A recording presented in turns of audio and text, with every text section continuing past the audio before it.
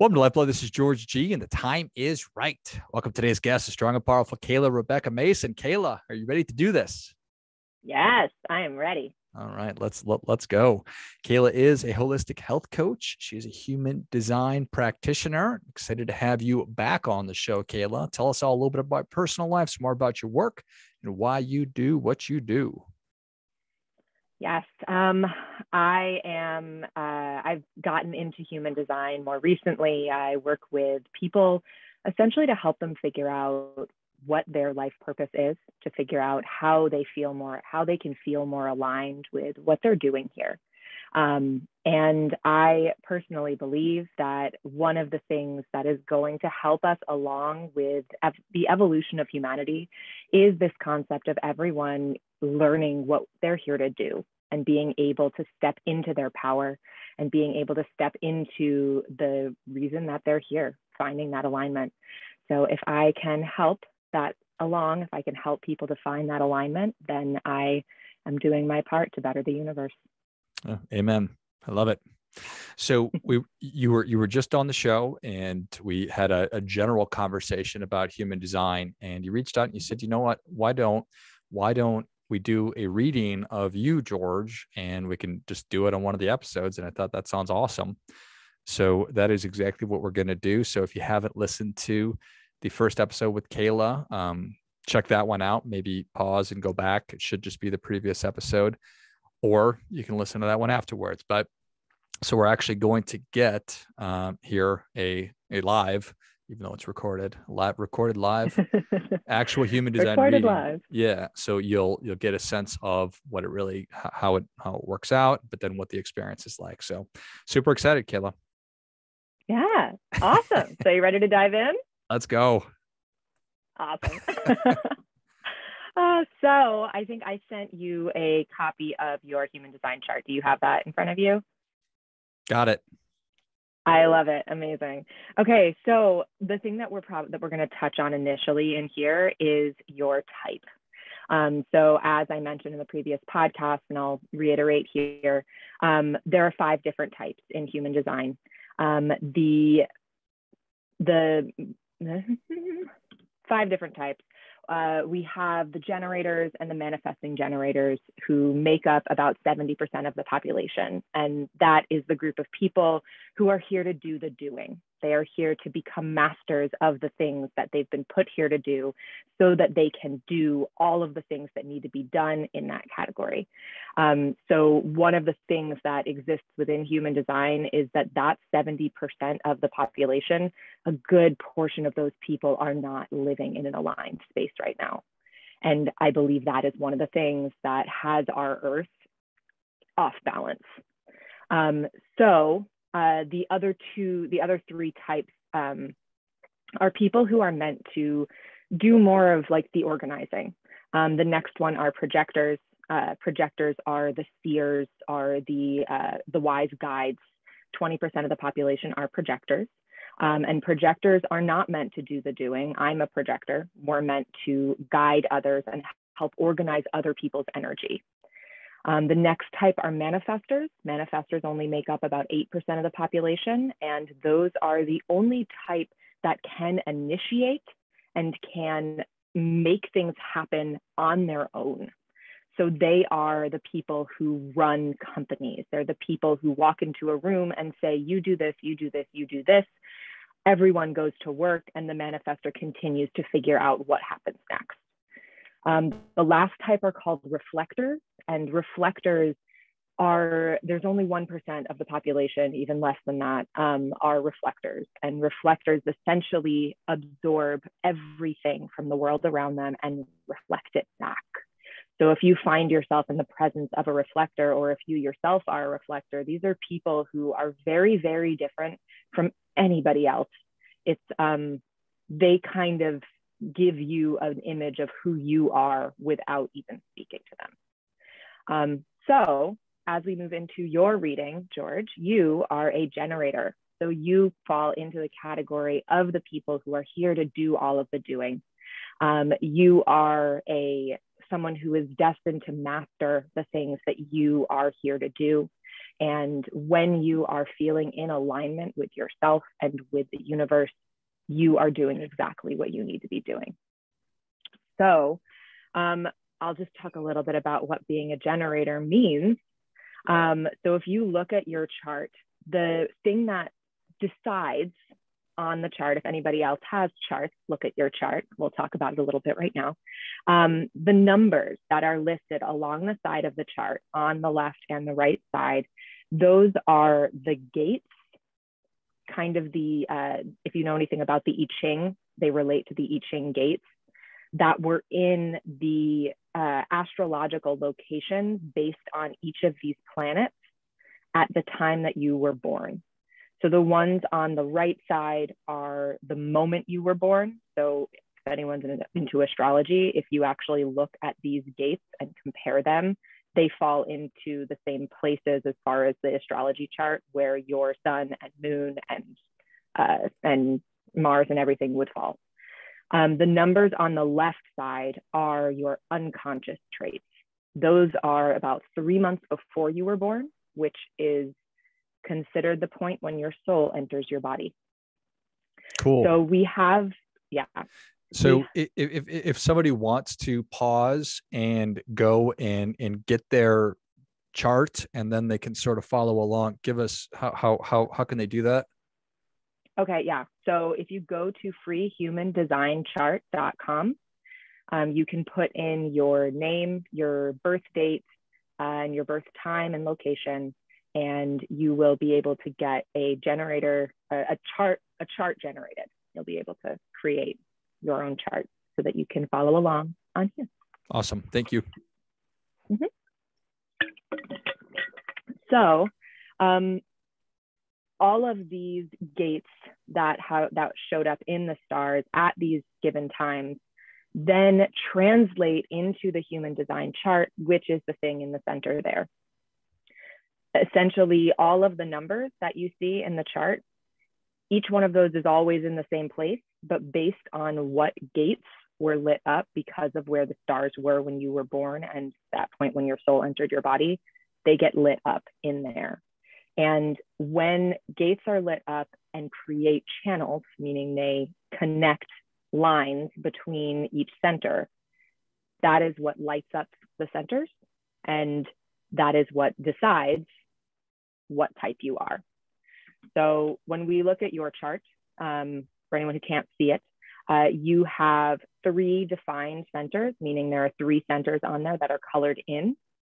For you, it is the pink center in the bottom, the square right in the middle, the triangle over to the right, and then the diamond right above that square in the center. So because you have this pink square filled in, that is your sacral center, and that is what makes you a generator. So the thing that differentiates generators and manifesting generators from the rest of the types, the 70% of the population, is that you have a defined sacral center. And that defined sacral is a direct connection to universal intelligence. So you literally listen to your gut to make decisions and to know where it is you need to go and what you need to do next. And when you listen to that gut response, that's literally the universe telling you, yeah, do this thing. Nah, don't do that. So before we go any further in this, have you personally noticed that you have this kind of like inner gut feeling about things? And have you noticed what happens when you follow it and when you don't? 1,000%. I definitely, it's such an interesting thing when I started thinking about this stuff, like, well, doesn't everybody feel this way? And not necessarily, right? It's like we are all actually unique in some form or fashion, and some people feel it differently than others do. So for sure, yes. Awesome. So yeah, and that's interesting that you say that, because I don't have a defined sacral center and I don't have that gut feeling. It's the kind of thing where for, most of my life, and this is something else we'll talk about, but when you have open centers, conditioning can come in. And for most people who have undefined sacrals, we're surrounded by people who do have defined sacrals and are conditioned to believe we're supposed to be able to listen to our gut.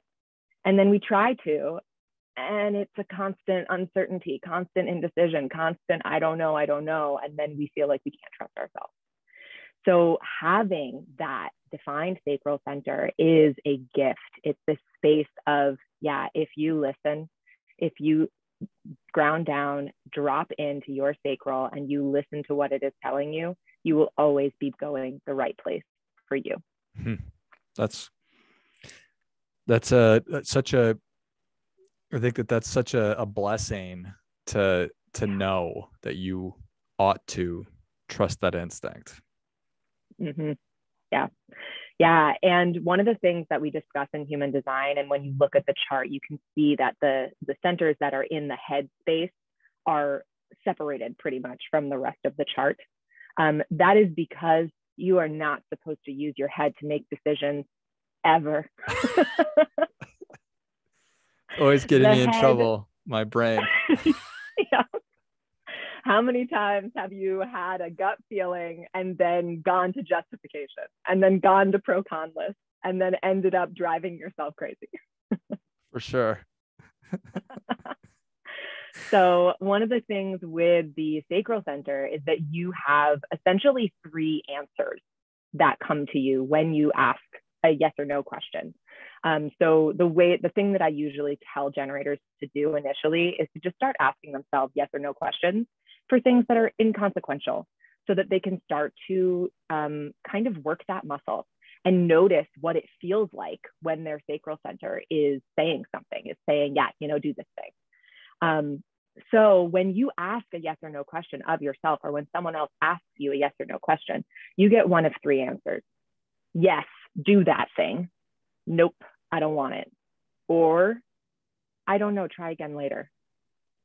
And it's when you hit that, I'm not sure, not yet, undefined, that often you will default to your head. You'll default to the parts of you that you've been conditioned to believe you're supposed to make decisions from, rather than taking a step back and saying, okay, I don't have the answer to this question yet. I'm going to move on and ask again later. Yeah. It is for whatever. Yes, that's 1,000%. How I tend to operate is, and you get yourself in trouble when you're uncertain, and then you start to overthink things. And I start to overthink things and try to analyze it from every different angle and outsmart everything. And it doesn't normally end well. Yep. Yeah. So the other part of being a generator and having that sacral center is that you have unlimited energy to do the things that you are meant to do. So with that defined sacral center, you have, the way that it's been described to me, because again, I don't have a defined sacral, but the way it's been described to me is that it's kind of like this burning, that when you start doing something that feels, that's in your space and feels really good for you, and you're getting a sacral yes for it, it's like this burning sensation that keeps you moving and keeps you going, and you can just keep going and you don't get tired. Is this something that you have also experienced? For sure. And that's, it's evidence by the fact that I did 500 podcasts last year. It's obviously something that I like, and it's easy for me to do. And for right now, it's with writing, and I could, write thousands of words every day. So there you go. Yeah. And it feels to me like this is something that really lights you up. Like it feels like this is something that gets you excited. And those are the things. It's that thing that lights you up, that gets you excited, that gives you that feeling of, yes, I'm doing this thing. Mm-hmm. That's that sacral yes. Yeah. And it's such a powerful thing. And to your sort of point initially about how 70% of the world are generators, and how the vast majority of those folks are not aligned. And so that, and you're going to get into all this, I'm sure, but that just responds to just dissatisfaction, unhappiness, frustration, and all that. Absolutely. And that actually leads us directly into the next thing I want to talk about, which is your self-theme and your not self-theme. So if you look at the chart over on the left side here, you'll see something that says themes, and you see satisfaction and frustration. So you literally just said both of those words, which says to me that you are absolutely a pure generator and feel all the generator things. The self-theme for a generator is satisfaction. It's that feeling of, yes, I'm doing the thing, and it feels really, really good. And it feels, it's almost that space of gratitude, that space of knowing that you have all the things that you need. So that's another thing that I actually talk to generators about, is grounding into gratitude, is finding a gratitude practice and allowing themselves to really figure out what it is they are feeling grateful for, and then leaning into that and asking themselves those yes or no questions to get to where their sacral wants to go. Yeah, I think that's such a powerful thing to,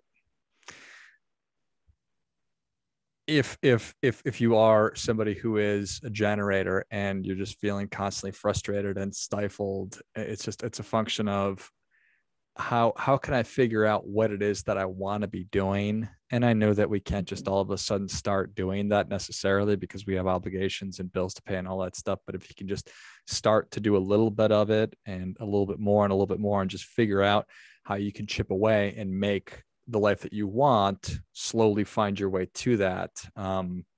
That's really kind of the trick. But unless you know how you're wired, then you're never going to be able to figure it out. Exactly. So like you just mentioned, frustration, when you have that space, when you start to feel frustrated, it's in that space that you kind of get a little guidepost. It's that moment of, oh, okay, maybe whatever is happening here is not me living in my design. Maybe I'm doing something in here that is pushing me further away from what I need to be doing. So I often, when you start to have that moment of frustration, I think a good thing to do is to ground into gratitude, and then also to bring in some of those questions, those yes or no questions, giving yourself the space to feel what the sacral really wants. And from there, this brings me into the generator strategy. So when you look over to the side, it says strategy on the left side here, and then says respond. I like to add to that, wait to respond. So the thing that happens when you have this direct connection to universe is that the way you are designed is to respond to stimulus.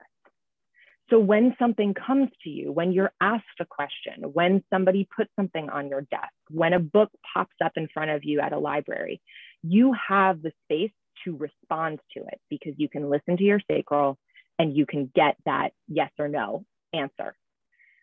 But if you try to initiate, if you try to insert yourself, if you try to be the person who does the grabbing and the grasping and the reaching out, you might often find yourself feeling unfulfilled, feeling frustrated, because you are designed to wait and respond to the things that come to you.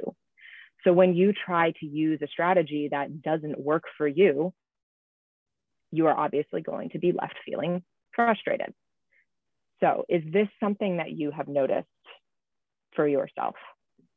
Yeah, this has been the hardest piece of, I think, probably my entire adult life.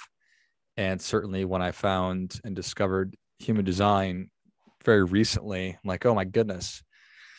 I'm my favorite quote used to be, in life, you're either the hammer or the anvil, and I'm the hammer, because I do things. I don't wait for things. And so it's directly the opposite of what human design is telling me. And so the idea of letting things come to me, I was like, what are you talking about? I am going to run through walls until I get exactly what I want. And so that's something I've been working on and trying to figure out how to wait to respond. I'm not going to sit here and tell you I'm awesome at it. Yeah, that makes a lot of sense. And I want to challenge what you just said, the idea of being the hammer or the anvil, and say that you are the hammer, but the hammer is not the initiator. The hammer is really good at what it does. It has mastered being a hammer. The initiator is the person holding the hammer. So essentially you are waiting for someone else to pick up the hammer. So you can say, yep, I'm here and I can do this hammer thing. That's awesome. Yeah. Somebody pick me up. All I want to do is hit stuff. Yes. I need to put out like a personal ad. So this is such a tricky thing, because I'm trying to figure this out, and I guarantee people who are listening that they're generators and they're salespeople. They're like, well, how am I supposed to do my job? So how do we reconcile that? Or I want a relationship. I'm just supposed to sit here and wait for my phone to ring. So yeah, I think what can be really difficult in this space is the acknowledgement that it's not our head that is making these decisions. So if we learn how to ground into our bodies and listen to what the body is saying, it will tell you where to go next. And it's not a matter, because I think the big difference is that when we are trying to initiate, when we are using our brains and saying, I think the next thing I should do is insert blank here. Our sacral center, that defined sacral that you have, is telling you, the universe is saying, you need to do this and this and this next. And if you do this and this and this next, you might end up getting the things that you think you should have. But it's not about what you think you should have. It's about where you're meant to go. So if you, rather than worrying about having to wait, rather than getting caught in the space of what happens if I don't go and do it right now, to literally ground into that gut feeling and to start to hear it more often. Because the more you follow that gut feeling, the more you're already going to be doing the things you're supposed to be doing. And as you work that muscle, I have one client who I've been working with who has been really learning to ground into their sacral center. And over time, what's been happening is that initially it was very, very difficult because they couldn't hear it. They didn't know what it was they were waiting for. But as you start to hear it, and as you start to recognize, oh, it's that feeling. It's that feeling that I ignore when I walk into my place of work. That tells me I don't want to go sit down at my desk. It's that feeling that tells me that I want to go watch TV and spend the day relaxing when I have to go and do X, Y, Z. It's that feeling that I need to be following. And it almost becomes a space of freedom, because it's like, oh, I don't have to do any of the planning. I don't have to initiate anything. Once you get that sacral impulse, you'll know what to do next. I love it. So when I find myself really noodling on things and exercising the old brain, it could be a good practice for me just to close my eyes and to ground and grab a quick meditation or something. Absolutely. Absolutely. One of the things that I had one generator client recently say to me is that he had been meditating in a way that he was visualizing. He was using his brain. He was doing a lot of visualization mindfulness. And he started to, rather than do that, just focus on sensing, diving into how his body was feeling. And that gave him the space to be able to check in and notice what was actually happening underneath. So I think that can be a really powerful practice for generators. I like it. That makes a lot of sense. Yeah. Okay. So the next thing that I want to touch on for you is your inner authority. So while we just had this whole discussion about your sacral center, which is very real and very important for you, when it comes to big decisions, when it comes to things that you need to make sure that you're making the right choice. It's not just, do I want a hamburger or a hot dog? You have to check in with your emotional solar plexus.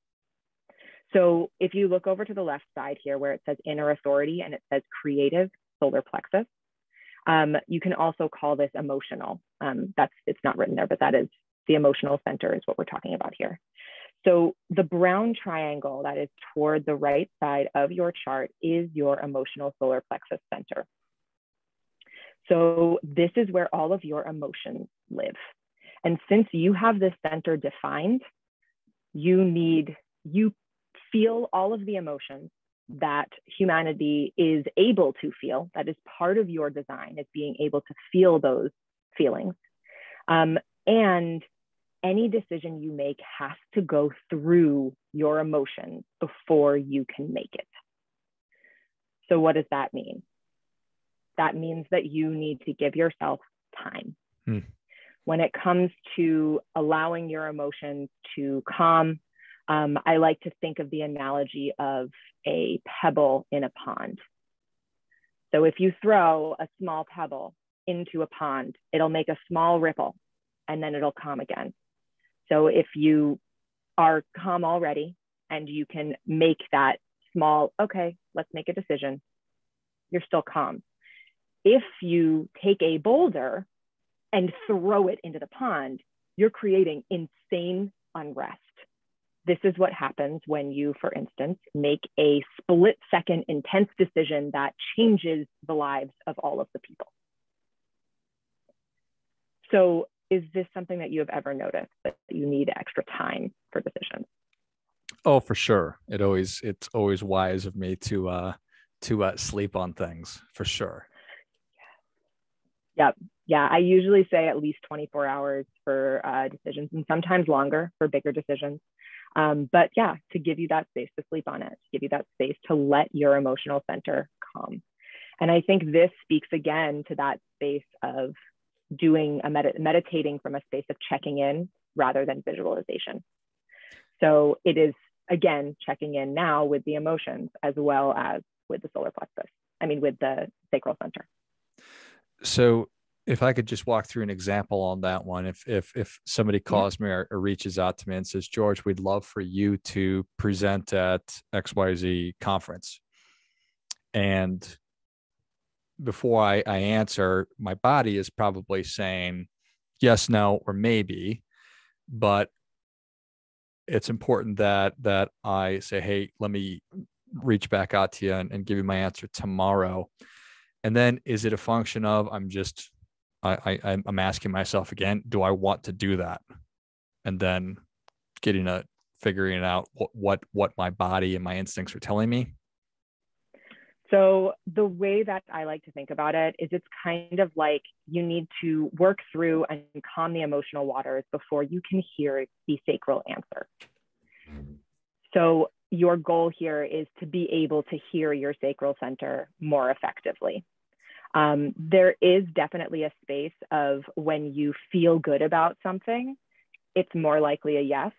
But the moment that you're talking about, that moment right when someone asks you that question, the trap you can get caught in with an emotional authority is that if you get really excited about the idea of it in the moment, that's the space where you have that heightened emotion. And if you make the decision from the heightened place of emotion rather than listening to your sacral center, that's when you're going to wish you hadn't made the decision.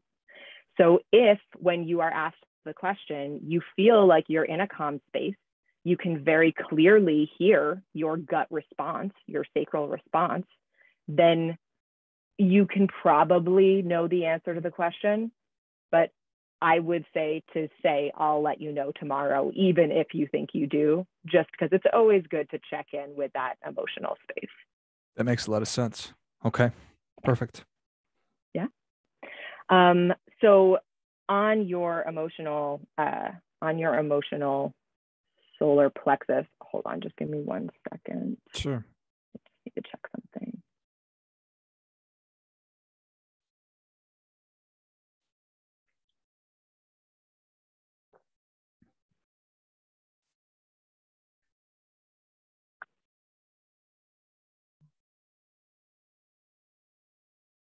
Okay, that's what I thought. All right, where are we?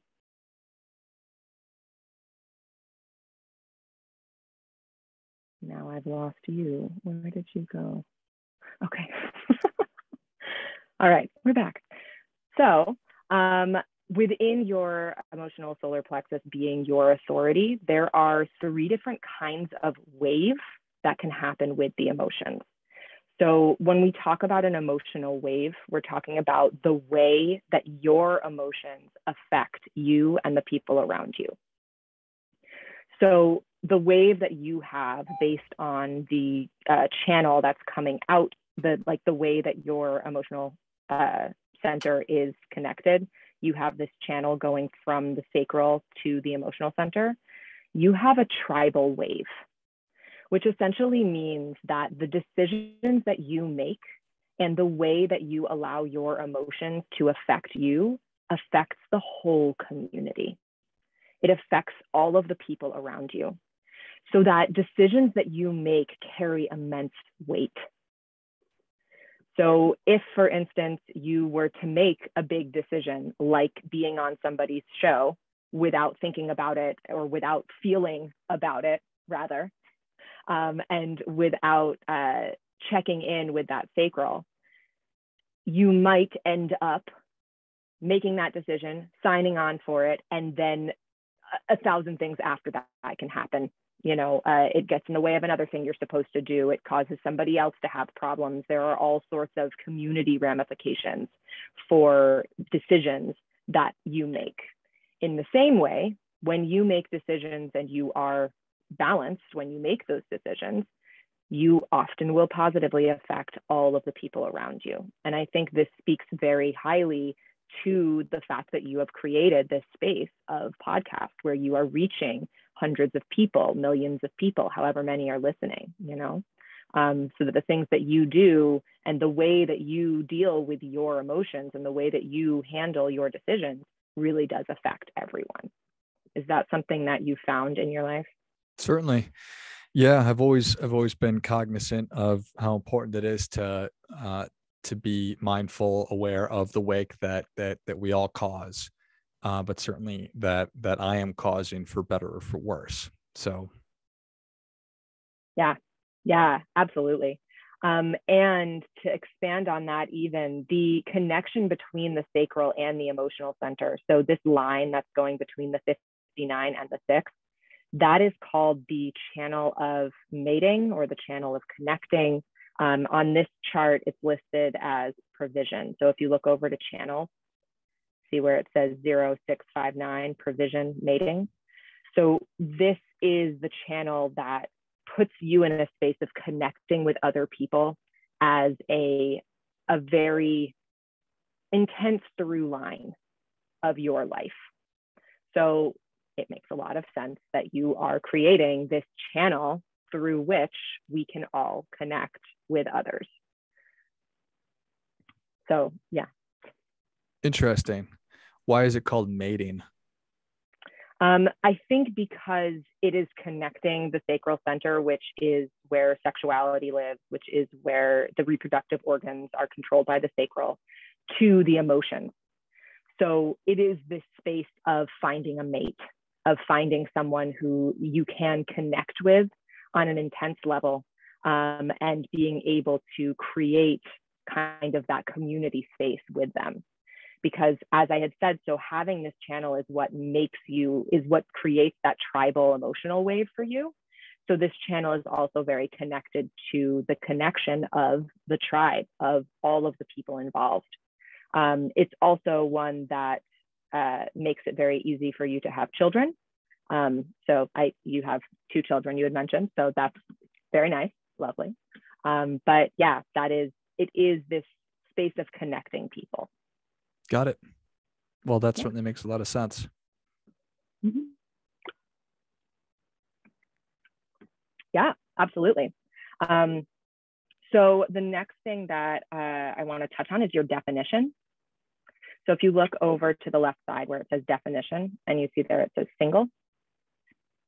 So essentially what definition is it discusses how many of your centers are connected in how many like pods-ish. So your centers, you have 3 defined centers, and all 3 of them are connected to each other, which means that the energy that you are emitting comes from a united place, which means that you have the ability to work on your own. Generators in general work very well in partnership. They work very well in teams because you have that defined sacral. So you're able to do a lot of the work and need to wait for someone to give you something to respond to. So you need somebody else who can give you something to respond to. Therefore, you work best with others. And what you are doing, where you are in conversation with others on a podcast, I find that that is also working with others. It doesn't necessarily mean that you have to be running something with other people. So especially with this single definition, I think that's probably more where this comes in for you, because having the single definition makes you more able than some others to work on your own. Does that make sense? It does. It does. I spent a good amount of time thinking about that. I was a tennis player growing up, and that's a one-person sport for the most part, unless you're playing doubles. But so that was that, and a lot of the things that I do in writing and creating, although I do have podcast partners on a daily basis, there's still a lot of work that I do just kind of by myself. So yeah, absolutely. Yeah. So that's kind of the general overview of the chart. The next thing that I would move into, are we still good on time? Do we? Mm-hmm. Yeah. Okay. So I'll move into talking about the centers specifically, just so you get an idea of essentially what they all mean. So each of the centers in human design is loosely connected to like the chakras. And if you look at the chart, I'll just go through quickly what each one is, kind of like what the concepts are around them. Great. So that you have an idea. So starting at the top, we have the crown center. It's also called the head center, and this is where ideas are and where answers, the like need for answers, comes into play. The next one down is the mind center. The mind center is where we organize information and is where we store things like memories, are able to kind of just organization. It's the space where the pro-con list is made, not the space where the decision is made. So then moving down into the center below, this is the throat center. The throat is communication. The throat is expression. And this is the place where we can kind of create with our voices. So I'll get a little more into that later. There's the throat is a very big part of human design. The one right below that, the diamond, is called the self center. Some people call it the G center. And that's most closely related to the heart chakra. And it's a space of love. It's the space of who am I? Knowing where I belong, that kind of thing. Then if we move down onto the small triangle to the right, this one is called the heart center, which is also associated with the heart chakra, but it is more about the ego and the will. So this is where willpower lives. This is where the ability to like will yourself to do things, and that kind of having your heart in something comes from. Then if we go to the circle, the square in the center below the self center, that is the sacral center, which we've already discussed a bit. This is that space where physical energy comes from, the ability to keep going, and is that connection to the universe. And this is connected to the reproductive organs and to like human connection with the universe. Then if we are looking at the The triangle to the right, that is the emotional center. This is most closely related to the solar plexus in the chakras. And this is where the emotions live. So this center is actually connected to a lot of different organ systems as well. So if you've ever had, if you're someone who has ever had like stomach issues and they seem to come up and be more difficult when you are anxious, often it's because you have a defined emotional center, or you're dealing with a lot of emotions, and your emotions affect your whole digestive system. So yeah. So then the triangle all the way to the left, that is the spleen center.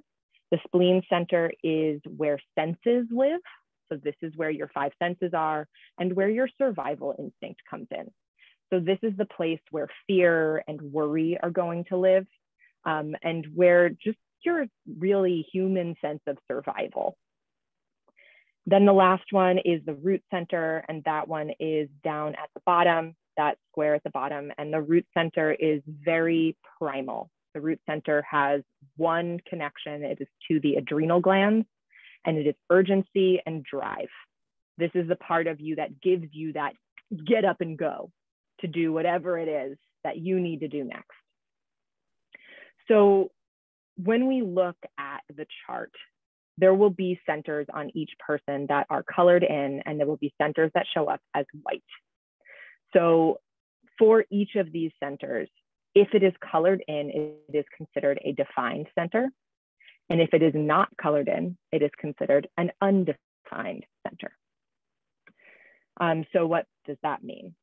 A defined center is a center where you create reliable energy. Okay. And are able to express it out into the world.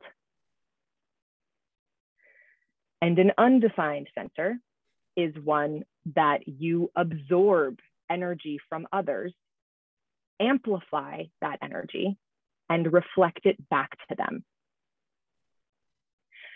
So a big thing that happens, especially when we're talking about parents and children, when we're talking about societal norms coming in, is that when we have open centers, we are susceptible to absorbing the defined energy of others and allowing it to become conditioning. Because when we don't create reliable energy from a center, it can feel kind of helpless.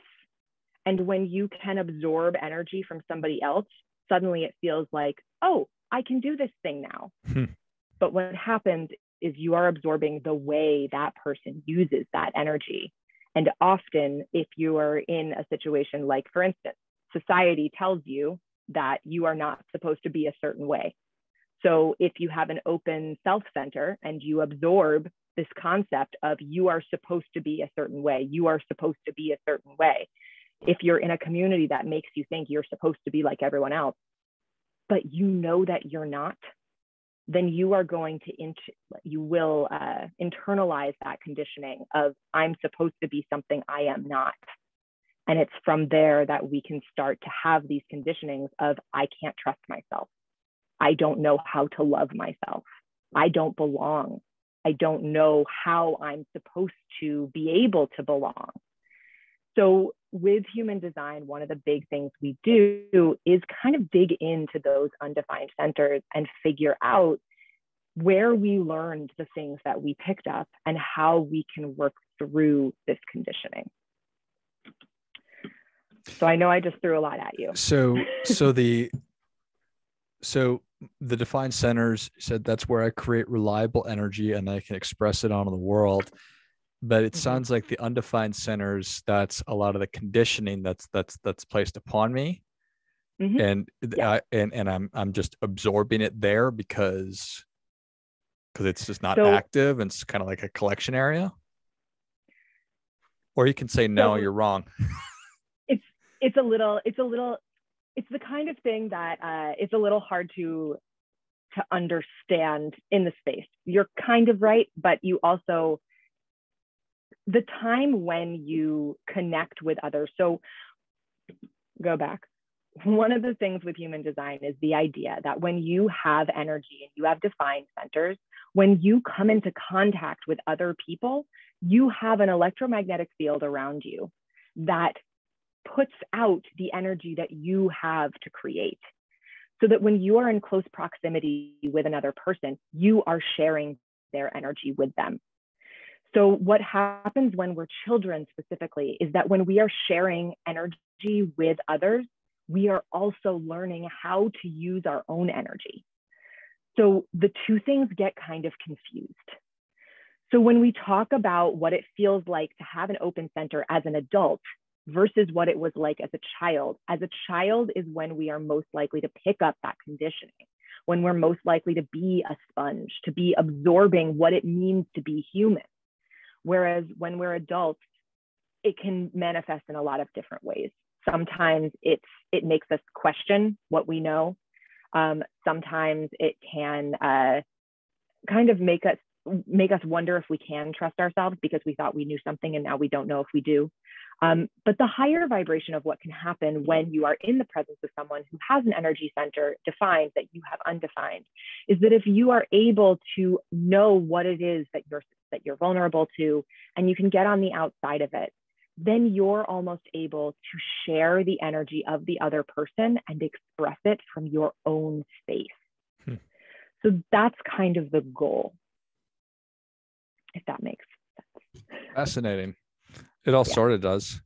I see absolutely immense value. I see immense value in all of this, but I know how important the work that I have done over the past several years of going back and trying to find that conditioning and to peel back all those layers. And so it just struck me that when you talked about where you carry that stuff or whatever it is, it's just so valuable to try to get to the bottom of it. Yeah.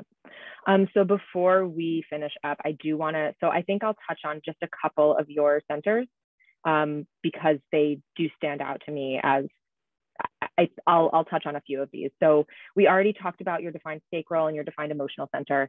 The other center that you have defined, so you only have 3 centers defined.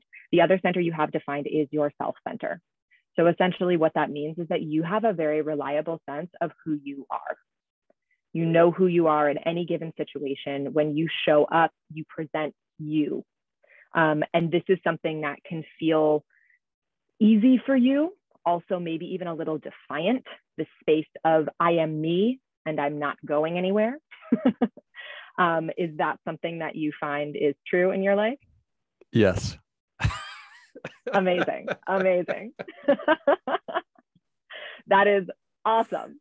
Being in this defined space of self is a beautiful thing, to feel that belonging, you know? So because of that, you do also condition those around you with that feeling. And if you're living in that high vibration of loving yourself and knowing that you have so much to offer the world, that's what you're going to condition those around you with. So you're welcome, everyone. Yes. So then the next thing on here that's so interesting to me, so you have an undefined throat, which as someone who has a podcast is such an interesting thing, because with an undefined throat, you don't create reliable energy from your throat center, which means when you are communicating and when you are expressing, you're often doing it through others and allowing others to do it with you. So the fact that you have this open throat, I think, is almost offering space for others to speak, space for others to be able to express. And I think that's one of the things that makes you such a good interviewer. Yeah, I think that makes a lot of sense. Yeah.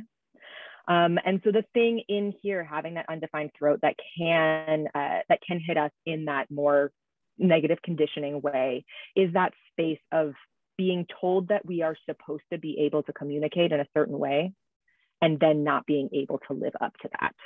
Is that something that you've experienced at all? Say that again. Being told that you are supposed to be able to communicate a certain way. For instance, being able to express your emotions through your voice, or being able to tell people how things are supposed to work using your voice. And then feeling kind of less than because you weren't able to do what you were told you were supposed to be able to do. Got it. I think that it's been an ongoing and cognizant thing to try to be a better to better express myself in a way that is effective. So for sure, the opposite is, you talked about how my self-center is very prominent. I've never had a problem. I always feel real great about me. But the opposite, it's not necessarily the opposite, that I do need to be constantly working on and trying to figure out how I can do a better job of expressing myself. The thing that I often will recommend in this space is to default to your defined centers. So exactly what you're saying right now, you have a defined self-center. So you can default to that defined self-center. So rather than trying to communicate from a place of saying the right words, or being super eloquent, or, you know, being able to tell people exactly what they need to hear, you can express from a place of, I know who I am and what I'm here to do. And when you start to speak, I had a client the other day who I asked them why they wanted to do what they wanted to do, because they were having trouble getting started in the business. And I said, why do you want to do this? And they lit up immediately. And this is someone who had an undefined throat, but a defined self-center. And they started talking about what it was and why they were here and why they have to do what they have to do. And it was very empowering. So it's being able to ground into the parts of you that you do create reliable energy from. And since that self-center is directly connected to your sacral center, you have a very reliable sense of being able to hear what the universe needs for you to do, and then hearing it through yourself and knowing that you know who you are and what you need to do based on this connection to your gut. So it all comes back to stop using your brain, George. Stop using your brain. That's the the last thing I want to say is that you have undefined head mind centers. And what that means is that you don't create reliable things in your brain. It's just not how you're designed. No, I do not. That's I also have undefined head and mind centers. And the thing that I have been learning to do, and the thing that really, really helps, is to think of your brain, of your mind and head centers as kind of like a screen door. Everything flows through. And because everything flows through, you have the ability to have thoughts, even from other people, come into your mind and be able to grab them. Oh, that was inspiration. Moment. So because these spaces are open and you are taking in information from others, it gives you the space where you can read minds, essentially. It gives you a place where you can kind of see where the conversation is going before it gets there. You can be in the space of always being in the moment and always being present with what's happening right now, rather than having to get lost in being caught in the space of the mind and knowing where everything is and seeing all of the things. So it makes it easier for you to be present in conversation. At least that's how I've experienced it. I like it. Yeah. Well, it certainly does make sense. Awesome. Yeah. So that's, I think, where I'm going to, is it? I think there's one more thing that I want to read to you before we finish. Please. So the way that I always like to finish my sessions is to touch on the core life purpose. So when we look at the chart, sounds like we shouldn't skip that. Yeah. Yep. So when we look at the chart, if you look at the two numbers at the very top on the black side and the red side, these are the gates that are in your sun, the two sun gates that you have. This is your conscious sun on the right side in the black, and your unconscious sun on the left side in the red. I like to use two different, I use traditional human design, but I also use quantum human design, it was created by Karen Curry Parker. who wanted to use human design to kind of bring us to a more high vibrational place rather than to fix problems. Because I think human design can very easily be used as a problem solving tool. But the way that she wanted to utilize it was more of kind of raising yourself into the highest vibration. So she has written a bunch of these beautiful little tidbits about each gate that kind of discuss the highest vibration of each gate. So the two gates that show up in your sun are the core of your life's purpose. So I'm going to read you the little tidbits that Karen Curry Parker has to say about the highest vibration of who you are. So the first one, your conscious sun gate is gate 28. And the point, the decimal afterwards, that's actually something totally different. That's profile numbers, and that's something we would get into much later. So we're just looking at that first number. So if anyone is following along, it's just that first number. So gate 28 in Karen Curry Parker, her thing here, is the gate of adventure or challenge.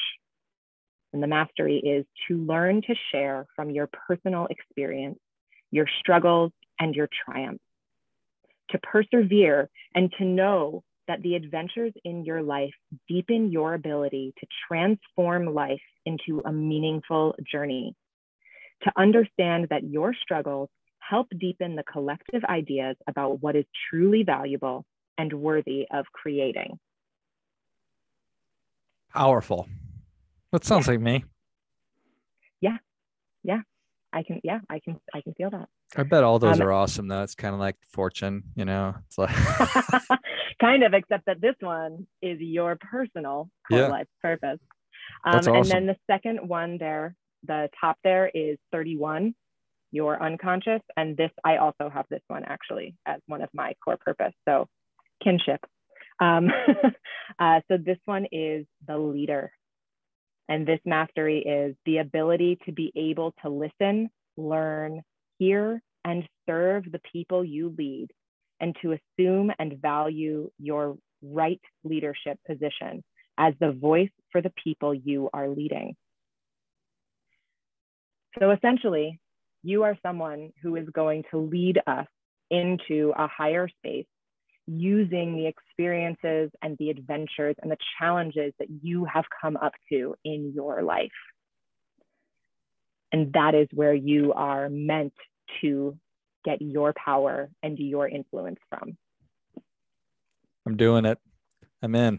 I love it. I love it. Well, this has been awesome, Kayla. Thank you so much. Yeah, absolutely. So walk us through the steps again. If somebody is interested in learning more about human design, where would you direct them? How can they get a chart? And then when they want to connect with you, how do they do that? So the first thing I would recommend you do is to go to freehumandesignchart.com and download your chart. And I believe on there, once you put in your email address, you'll get an email to be able to get a free ebook. And that ebook actually describes every one of the types. So it'll kind of, if you read through it, it's like 50 pages long, it's a lot, but it would give you a pretty detailed overview of what is going on in your chart. Or if you would rather just talk to somebody about it, you can always come to me to get a reading done. And then I can go through the whole thing with you. So the best way to get in contact with me, you can either email me. My email address is kaylarebeccamason@gmail.com.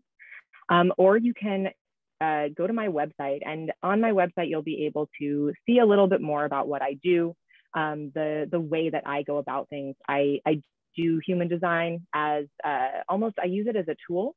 I do readings just like this, but then after that point, sometimes I will continue with human design and do more of just a diving further into the chart, because as you can see, there are a lot of other things on the chart that may or may not have been touched on, the gates, the channels, all of the different areas. So there's a lot to dive into. And the other option would be holistic health coaching, where I work with my clients on essentially guiding them toward where they want to go next in general.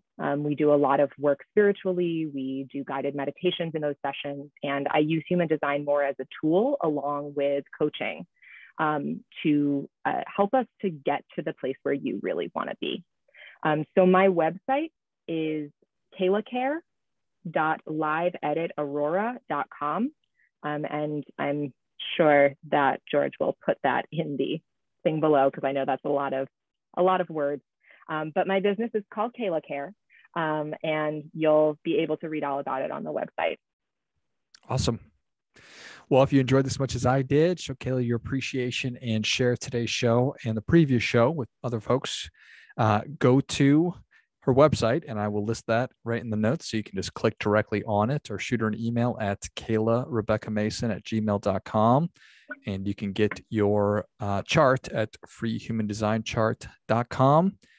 And obviously, you've got a sense of what the process looks like and the insights that you can gain. So if you are a curious person, as I am, and you are interested in optimizing your life and to figure out if you are feeling frustrated or feeling like you're just not in the flow or feeling like you should be doing more different, then I can't encourage you enough to start learning more about this and to pursue it. And you certainly have a sense for how Kayla operates, and you can tell how awesome she is. So check that out.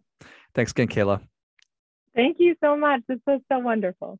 And until next time, keep fighting the good fight. We are all in this together.